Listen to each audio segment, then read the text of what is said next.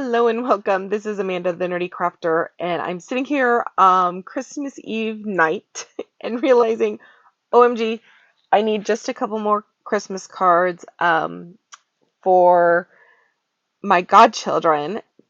I will see them on Saturday, and I have their presents, and oh my goodness, I need to finish cards for them. So I quickly found some of my Christmas paper that I have. I have this beautiful 6x6 paper pad from the Paper Studio or Hobby Lobby. This is one that I was gifted. It's got a nice vintage look to it, and I love it. And then I quickly went through some of my Jess Crafts templates for 6x6 paper. I was a Patreon of hers for a while, so I was able to purchase a number of them from her shop. I'm going to link it in the description box below, and I will put a quick snapshot of the one that I'm using. This one I'm working on is a 6x6 paper busting template, number 7 for A2 cards. I will walk you through the measurements, but her templates are amazing, and I love having them in my collection. They make grabbing a piece of paper and making cards super quick and easy. So I've decided there is a little bit of smaller print, so we're going to do 2 sheets and 4 cards. I have 3 godchildren, so the cards will all be the same, but they're going to be absolutely gorgeous. So just a little bit of difference here. Okay, so for the main element on here, I'm going to use the Santa Clauses, and I wanted a pretty large size of that, so that's why I chose this template. And with this template, I'm going to trim this first piece of paper by 3 by 3 squares. So it would be 3 by 3, 4 times. This is my absolute favorite paper trimmer. I love the fact that I don't have to sharpen the blade or replace the blade. It's self-sharpening. Make sure you use your guard here. Follow all of the recommended instructions from the manufacturer. That is a tip that Jess gives all the time, so I'm repeating her recommendations. One of my goals this year is to do at least one of her templates every month. I love watching her. I think her templates, her no scrap templates, are amazing. I always try to find a way to use up my scraps, so she definitely has a place in my heart when it comes to scraps. So this next one, we're going to start at 6x6, and I need 2 strips of 1/2 inch by 3. So I'm going to go down from here. So I'm going to go at 1/2 inch. So 5.5 is my first. And then 5. And then I'll trim both those down to 3 inches.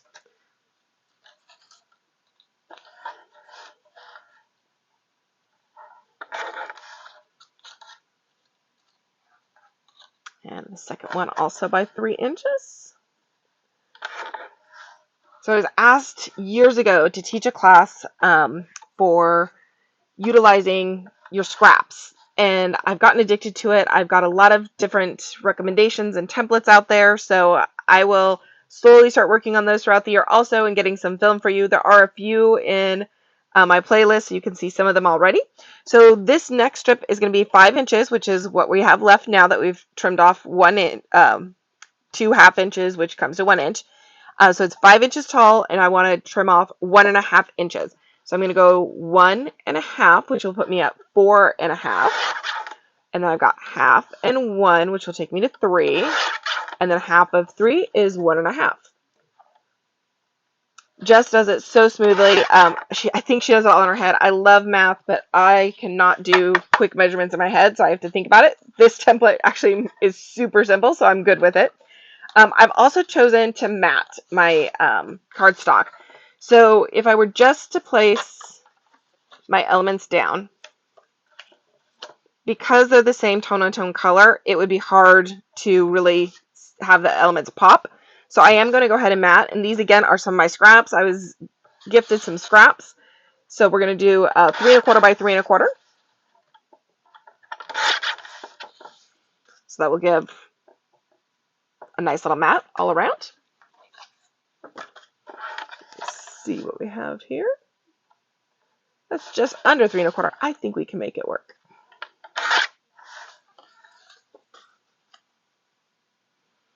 So that one needs to come down just a hair to make it work.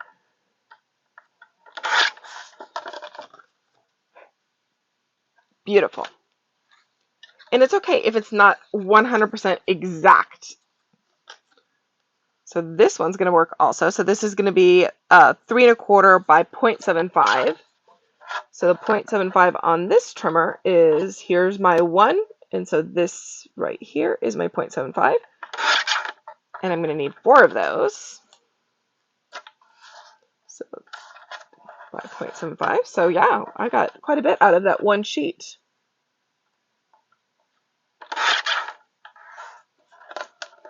So that gives me 2 of the small pieces.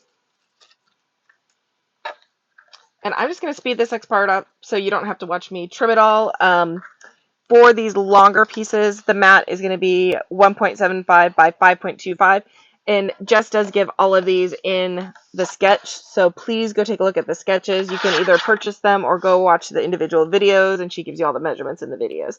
So I'm going to speed through this next part, and I'll be back with you as soon as I have all the mats done.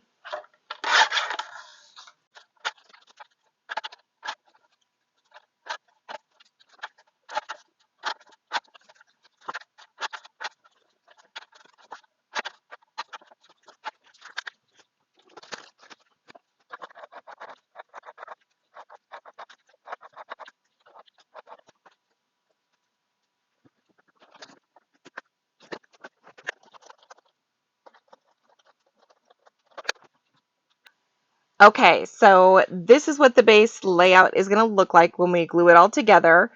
And then I pulled out some sentiment strips from my collection. These are the tailored expressions. They're kind of an all-in-one sentiment. You stamp it, dye it, cut it, and then you can put it together and store it in these great little storage containers.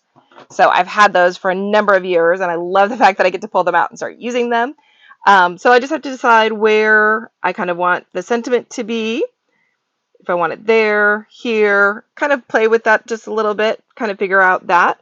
I can always replace this little piece. So I can use this little piece on the inside of the card if I want, and then put the sentiment here. So I don't always have to use all of the elements in the exact same way that she recommends.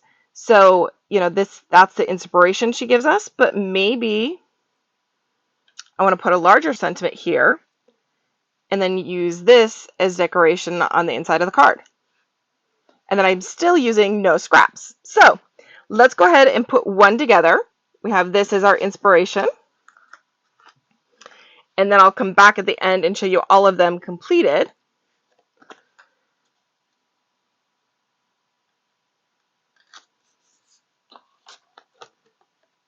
Just have to make sure that everything's facing the right direction.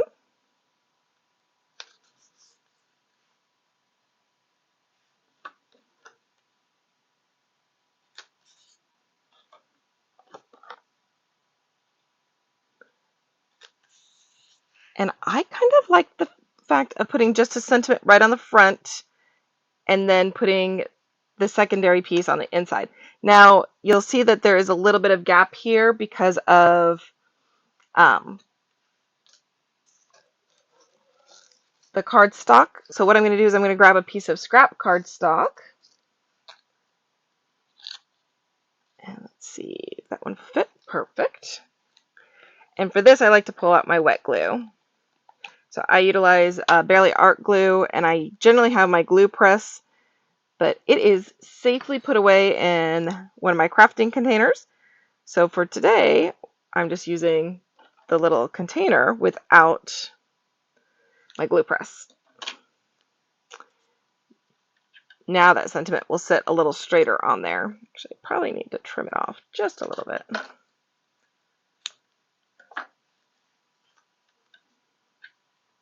There we go. And then I did an unboxing of some of my new tools here just a little bit ago from GlassBoard Studio, and I received, oh, here's my ruler. That is the ruler, so I'll let that sit there for just a second and let that glue together.